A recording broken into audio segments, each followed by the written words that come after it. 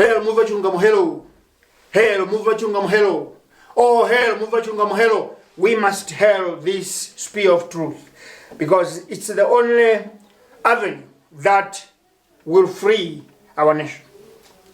I'll start with a disclaimer. We stood for freedom and the welfare of people when our founding fathers, Masauko Chipembere, Yatutachisiza, Atate Mpakati, Oton Chirwa, Chakufa Jihana voiced for the need for a Malawi of all. The burden of this struggle, the lantern they lit, was passed to this generation. And it is this generation of Muvi Wachilungamo passing it into the hands of the utopian generation into the future. Because of that word, we are going to be here. We are not going to stop. Because it's a relay race. The baton of freedom has to change hands from our founding fathers to this generation to the next generation for the better Malawi. Muvi Wachilungamo, number 1. The Minister of Civic Education and National Unity, Comrade Timothy Ntambo, in defense of the appointment of his personal assistant, who just joined Change Revolution after saying that the thieves of DPP were going to fall, Lyson Sibande, switched sides and joined the winning revolution. The minister and Malawians must know that we do not rule out national unity and reconciliation, but there will never be true unity if there is no justice. Malawi will never unite where there is no justice, where there is no truth. There will be no unity.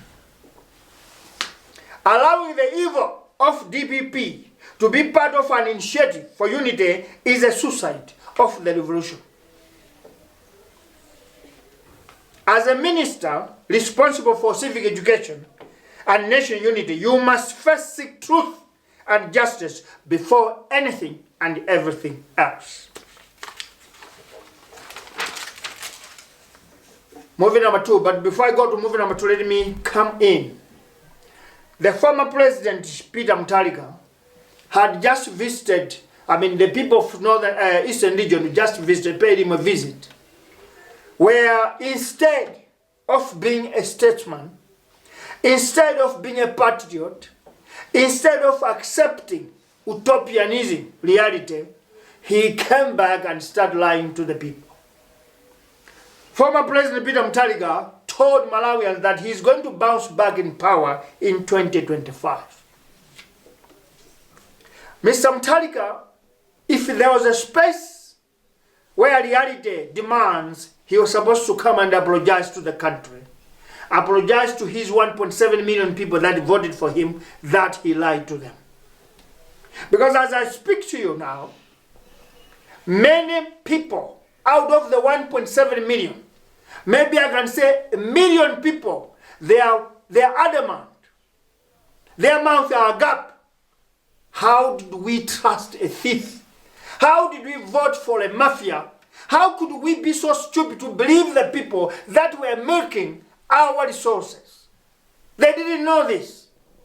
Now, Mr. Mutharika was supposed to come into the open and apologize to his followers as well as to the country.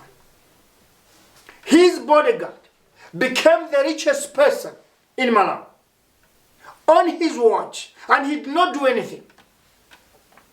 The question that we ask is, if he comes and promises Malawians that is coming back to power, is he saying we are blind people that will vote for a person who can let a bodyguard, a security officer, to be so rich using his name? Malawi is not for sale, Mr. Mutharika. Malawi is not on a bargain, and we are not gambling.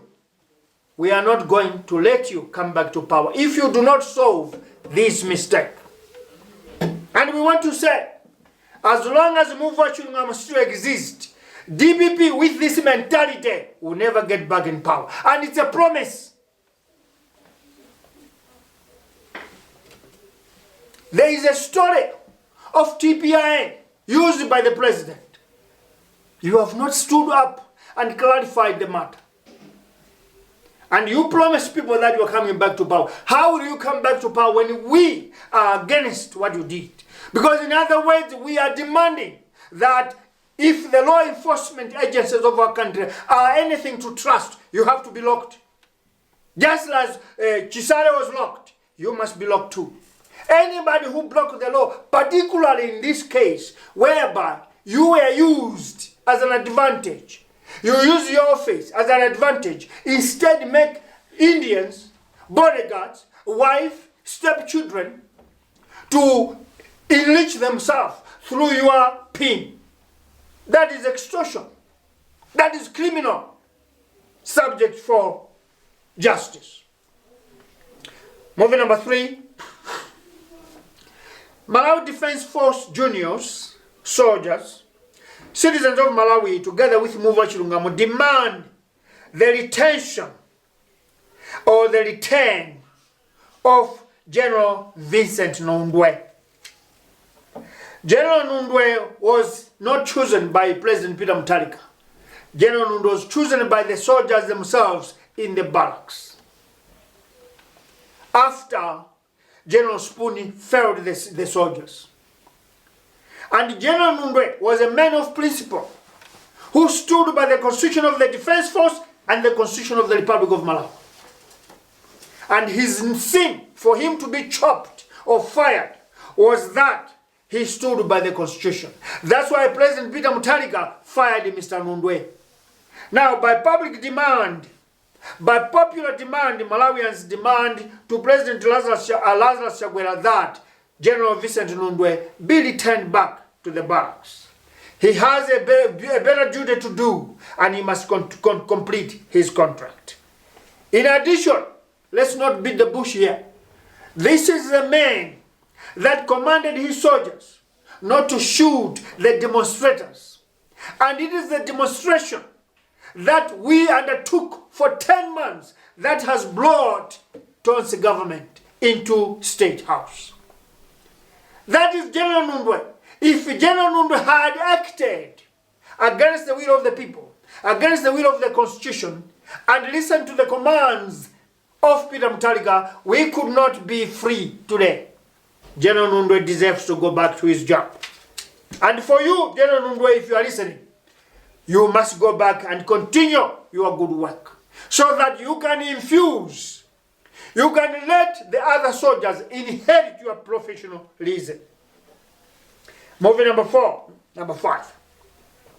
By public demand, if I say public demand, I mean Malawians all over the country, they demand that all chief executive officers, CEOs, chairpersons, director generals, state enterprise chairpersons of government institutions or government companies must be replaced henceforth.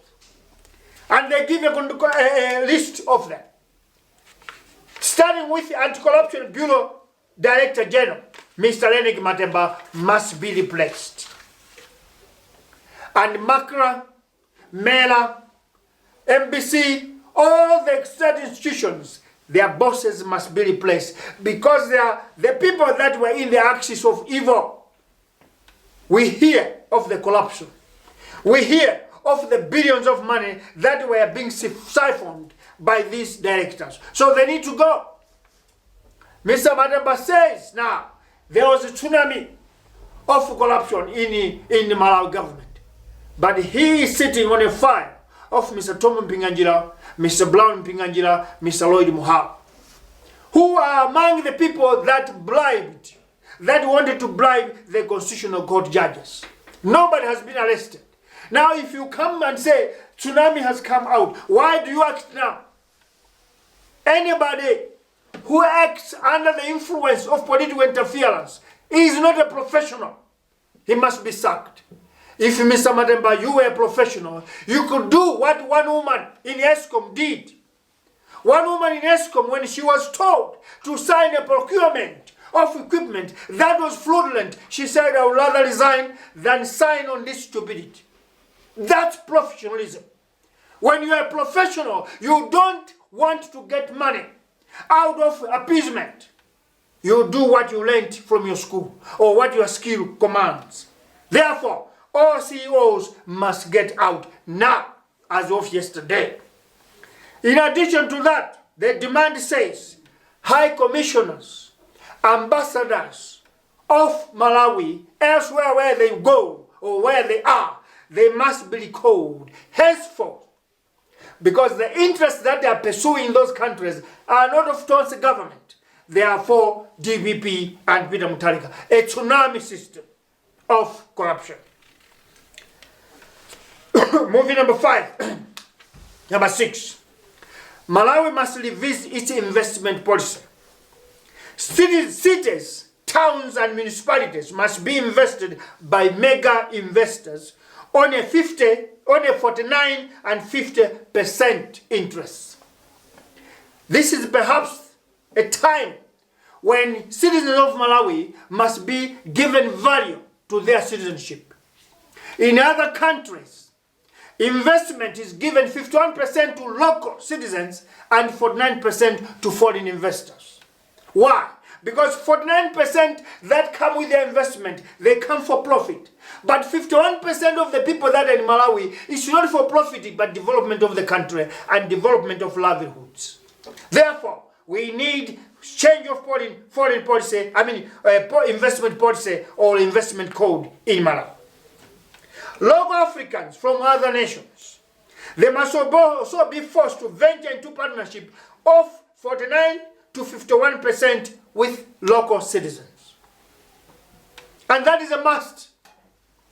The mentality that we have seen at Salima Sugar Factory, whereby even supervisors, watchmen, foremen are hired from India, will stop if we change our investment policy. Because Malawi has such people. We have those foremen, we have those supervisors, we have those skilled people, labor that can take up that positions. But over 67 Indians, and they didn't have documents to add India to that. No documents, no permits, nothing.